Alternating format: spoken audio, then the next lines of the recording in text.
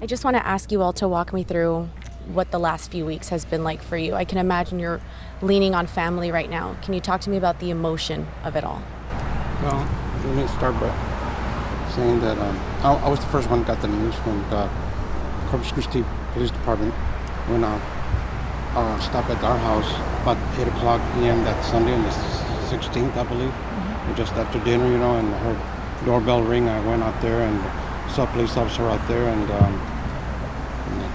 wondering what happened. My grandson was out there, and he thought he was being followed. He thought he was getting a ticket or something. But he stopped on this side, and they live across the street, catty corner. So I got the first notification. He said he was from CCPD, and he was giving us some information from Austin PD on my son. And then that's where it started all breaking down. I'm like, I was in shock, and I didn't know how to react. So I just put both hands over my head, and I said, oh my God, and that was my first reaction. My son, he was my oldest son, and we were very, very tight-knit family. It was just the three of us. So we, like you said, I live in our childhood home, so I live just right across the street from them. And I'm so proud of him. He's only 18 years old, and he saw that he needed to be there for his grandparents. And so he called me, and I was driving, and I felt horrible because they know the story. He said there's been an accident. They shot Uncle Eddie last night. And my immediate response was, we gotta go. And then the next thing he said was, and they killed him. And hearing that about your only brother, it's so definite. And there was no fighting chance. There was nothing. How do you want to help, when you see your siblings, even seeing her yesterday, and she was so hurt, and there was nothing I could do to help her. And then my brother, they killed him. It takes the breath out of you. And my knee jolt was to start screaming and hitting, and I ran out of the car, and I jumped in someone's yard, and I just started hitting the ground and screaming. I don't think you're ever prepared to lose anybody, but to hear it in such a horrendous way that he was taken is it's just horrible. First thing I thought that was gonna come out of his mouth from the house, and he was looking at me pretty serious. I'm like, I said, is that something about an accident? And he said, okay. Hopefully he's gonna say, but he's all right. He's in the hospital. I just want to let you know. And then he said accident/homicide. That right there just told me everything, because I was a former juvenile probation officer in Oasis County, and I know what that means, So he said he's deceased. And just reacted like she did, there's no chance of going to say a final goodbye, just so definite, And so we've been on an absolute, the best way to, we talked about describing it is a roller coaster. So we have our initial shock, disbelief. We're all shocked. I'm so broken to the point of I've not really been verbally involved in conversations. I'm present, but that's all I can kind of do right now. And we're all on different rides, different parts of the roller coaster. We have the sadness, we have the shock, we've even experienced the anger, the irritability of us not knowing what happened, us not knowing who did this to our brother, who took him, which was completely senseless, literally. Even if it was somebody else we were talking about, it's the same thing. It's senseless. It shouldn't happen to anybody. No family should have to go through what we're going through. And it's just complete devastation. We have minutes of clarity, but we're mentally exhausted, physically exhausted, emotionally exhausted. So that's basically how we've been the last few weeks since March 16th. We came up, we had the press conference. We didn't have to identify the body since he had his ID on him.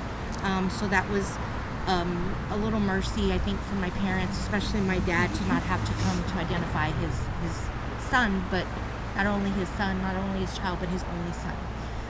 So since he had that, they used fingerprints. And then we just hit the road running, trying to get his name out, trying to get his, our voice for him, for his voice.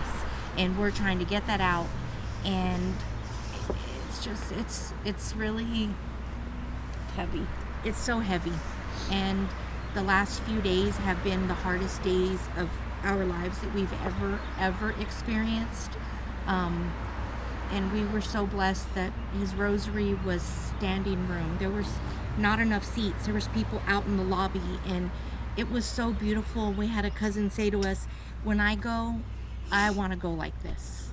And so it was just a testament to the beautiful person, the beautiful, kind soul that my brother was.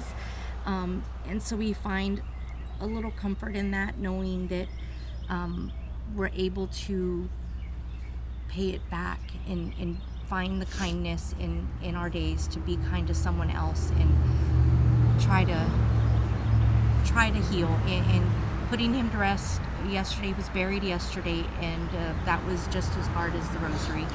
But there's no healing until we find Exactly, that's the what rest of the I was about story. to say. Yeah, there's no healing. We need to find who did it. We need to get his story out. I mean, this is the capital. You know what I mean? Like, somebody had to see something. Everybody has phones. Everybody was passing by. It doesn't matter what time it was. Somebody saw something, and Somebody knows something. I'm pretty sure, I mean, that person didn't live by himself. So, it's just a matter of time, hopefully, that somebody will come forward, and just come out, for us. We're appealing to the public, Any detail, please, just any detail, whether you think it's minute, anything is going to help. Any phone call, any, if you're driving by, if you have a dash cam, please go through it. Uber drivers, if you have your dash cams, please go through them. Reach out to the tip line. Somebody had to, like my sister said, regardless of the time. I mean, you would assume, it's 3:30 in the morning. No, there was heavy traffic. The detectives have been wonderful, keeping us up to date, keeping us informed in the loop. But we want more. We want to put brothers. Well, we call them brothers. So, we call her sister, and I was sister too. And we want to put a face and a family to this person that he's a victim. He's a victim of a crime, and a very senseless and brutal crime in our opinion. And we wouldn't want that for anybody else. And this is the 9th homicide in Austin this year, and we're barely April 2nd. When this occurred, we were still in March. So I don't know if has been more since then, but I know that we did at that time, there was 9. And in my book, that's 9 too many in any city. And Austin doesn't need to become the crime capital of Texas. We don't need that here. On that note, fatalities that come from road rage is rising, and here in Austin, it's one of the worst cities in Texas. Yes. Talk to me about how that feels for you, given that your only son, your only brother, fell victim to this. like, in what world do we live in that's even something that exists? How did life become something that is so easily taken for granted? He was someone's brother, he was someone's son. How do you look at someone and choose to go so violent with your anger? I'm at my angry stage right now, so I feel like whoever did this is a coward. I feel like if you had to resort to this, what kind of a person are you? That says a lot, But I know our brother was a better person than that. He didn't deserve any of this. But for a crime like this and this magnitude to exist is ridiculous. It says a lot about society, and I think everybody needs to do better. Mm-hmm. Everybody. I know for myself, it's created a sense of anxiousness when I'm driving. The fear that I'm a rule follower when I drive, but I'm more excuse me, I'm trying to find the word because my brain is blank. I'm more attentive and observant to what's around me. I find myself constantly looking in my rear view, looking at my side views, because I have a fear that what if I accidentally cut someone off? In their mind, that's what they think. Or if I am going too slow for somebody in their mind. Or if I'm in the fast lane going too fast for somebody, is somebody going to come up and shoot? That's the fear. And not knowing for my brother. We don't have the full details. We don't know if it was from behind, from the left, from the right, or forward as far as the shots. So that's a fear that now I have driving. I'm constantly being vigilant, looking, and I don't want to live that way. And nobody should have to live that way. But unfortunately, this is where we are, and it's horrible. I just want to say that if this person is looking at this video or whatever you're going to call it, I want him to know, that this is what you're doing. You did to us. You need to come forward. Stop being a coward. Look what you did to us, to this family. We were a loving family. We had a lot of dreams coming to Austin, and coming to hear his choir, the singing in May. We had all this plans, We have plans. with him, we were so happy that he was happy in Austin. So, you need to come forward. And it's horrible And just, that and stop this, this nightmare. it's a nightmare that we can't wake up from. I mean, he didn't just destroy our brother. He destroyed our family, our children, all his nephews who he loved all of us, but he loved, I have 3, my sister has 2, and he loved them beyond anything. He would do anything for all of us, but his boys were his boys. So he took that from them. And nothing, anything we say or anything that happens, they catch this person or persons, for all we know, it's not going to bring our brother back, but it's going to bring comfort knowing that that person will not be able to do to another family what they've done to us. And they've completely broken us, they've shattered us, and we will never be the same. But as my brother, who I've said before, he lived many lifetimes in many, many reinventions of himself in his 47 years. And I'm not joking. He did.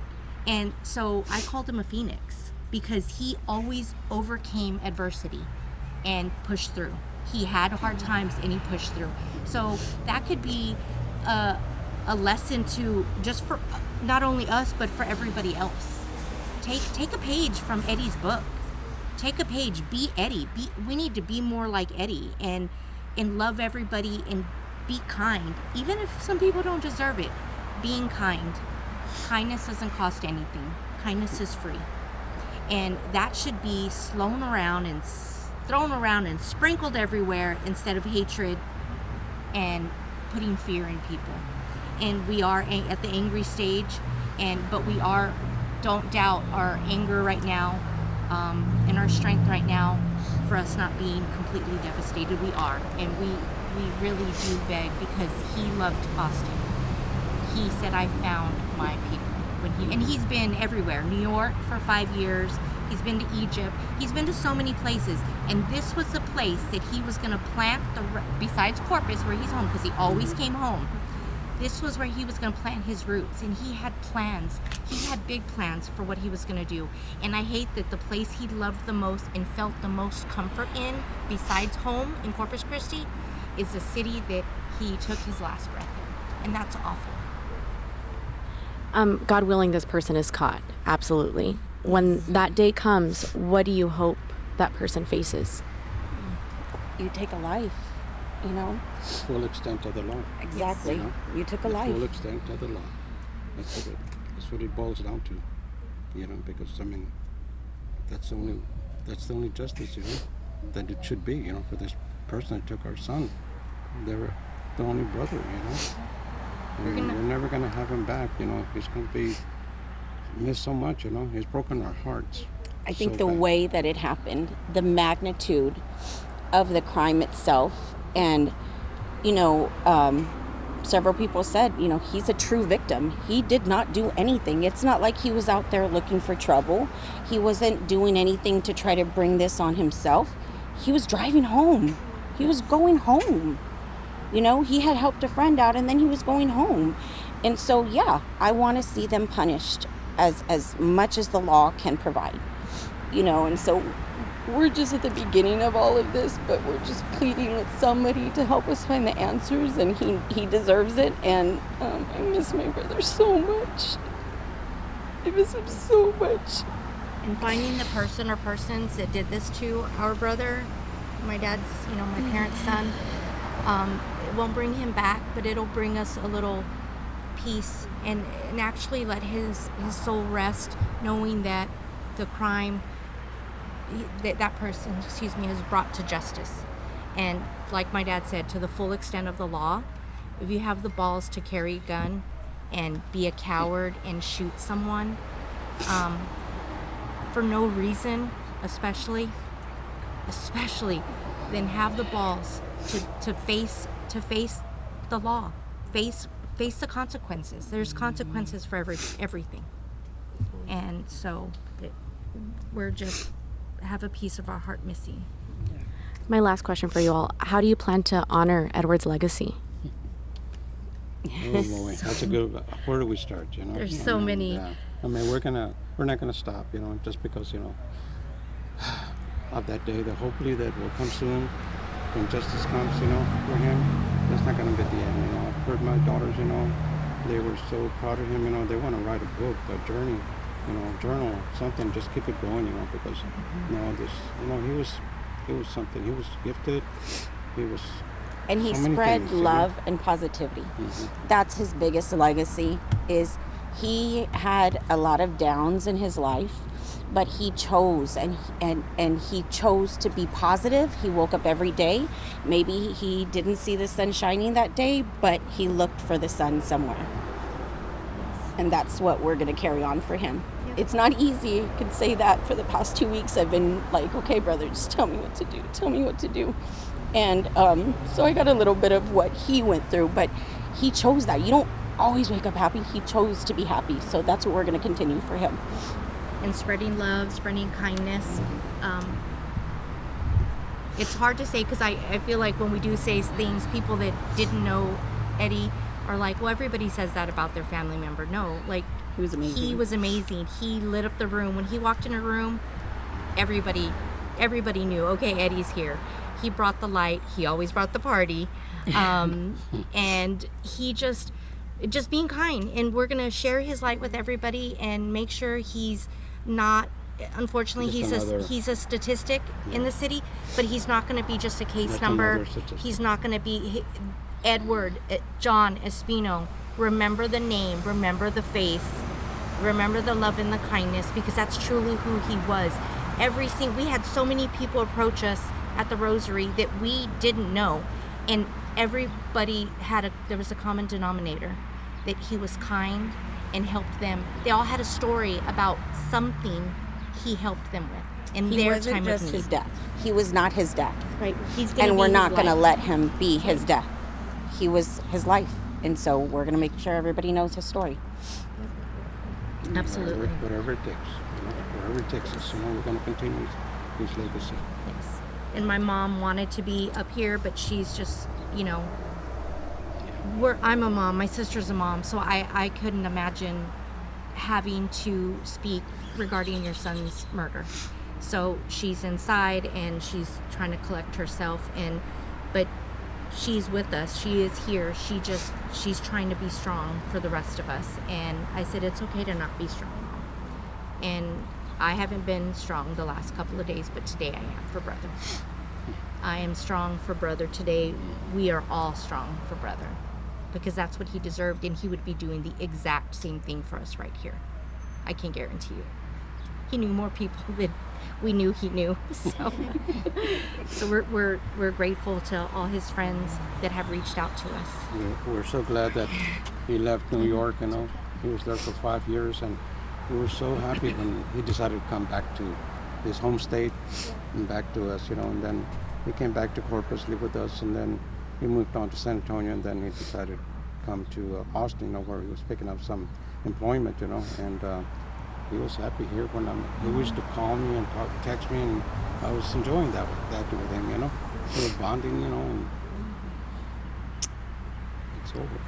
Thank you for watching. Please hit the subscribe button and get the latest news by downloading the CBS Austin News app.